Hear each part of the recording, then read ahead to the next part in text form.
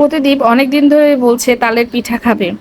কি আর করার, তাল নিয়ে এসে তাল চিপে তারপর হচ্ছে গোলা তৈরি করে নিলাম।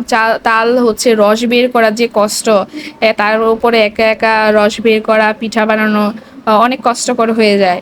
কিন্তু যেহেতু সে পছন্দ করে তার জন্য কষ্ট হলেও করে দিতে হয়। আর এদিক দিয়ে হচ্ছে আমার মেয়েও অনেক পছন্দ করে। হ্যালো গাইস, কেমন আছেন? আশা করি ভালোই আছেন। নতুন একটি লং ভিডিও নিয়ে হাজির হয়ে গেলাম। এখন তো আর আগের মতন লং ভিডিও করা হয় না। লং ভিডিও করা না অনেক কষ্টের, আর হচ্ছে লং ভিডিও অনেকটা ভিউজও হয় না, এর জন্য হচ্ছে আমি লং ভিডিওটা ওইভাবে দিতে চাই না। তো এর মধ্যে হচ্ছে আমি তালের পিঠা করেছিলাম, তখন ওই ভিডিওটা করে রেখেছিলাম যে এবার করলে লং ভিডিওটাই করব, এর জন্য হচ্ছে আজকে এই লং ভিডিওটা ছাড়া হলো। তালের পিঠা ভাজানোর সময় যে একটা তালের সুন্দর একটা ঘ্রাণ বের হয়, সেটা আমার অনেক ভালো লাগে। ছোটোবেলায় তাল ছোলার পরে তালের যে ছোলাগুলো ছিল, আমার যে কর্তা ছিল তার কাছে খুব বায়না করতাম।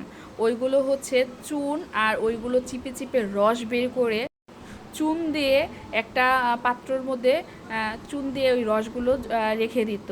পরের দিন সকালবেলায় দেখতাম একদম দই হয়ে যেত, একদম চাক্কা জেল জেল টাইপের হয়ে যেত।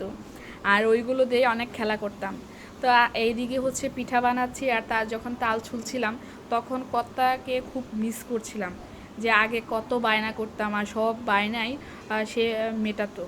আর আমার না কর্তা খুব পছন্দ করতো তালের পিঠার সাথে তালের যে ক্ষীরটা আছে ওইটা খাওয়া একসাথে। তো যেহেতু তালের রস ছিল, আমি এতগুলো গুলিনি, একা একা এত পিঠা বানাইতে কষ্ট হবে দেখে কিছুটা আলাদা রস রেখে দিয়েছিলাম। যেহেতু কর্তার কথা মনে পড়ছিল, ওইভাবে ভাবছি যে আজকে একটু ক্ষীর তৈরি করব দুধ দিয়ে।